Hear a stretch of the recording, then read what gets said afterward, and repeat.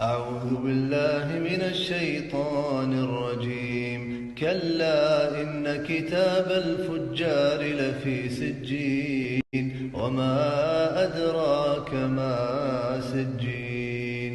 كتاب مرقوم ويل يومئذ للمكذبين الذين يكذبون بيوم الدين وما يكذب به كل معتد أثيم إذا تتلى عليه آياتنا قال أساطير الأولين كلا بل ران على قلوبهم ما كانوا يكسبون كلا إنهم عن ربهم يومئذ لمحجوبون ثم إنهم لصالوا الجحيم ثم يقال هذا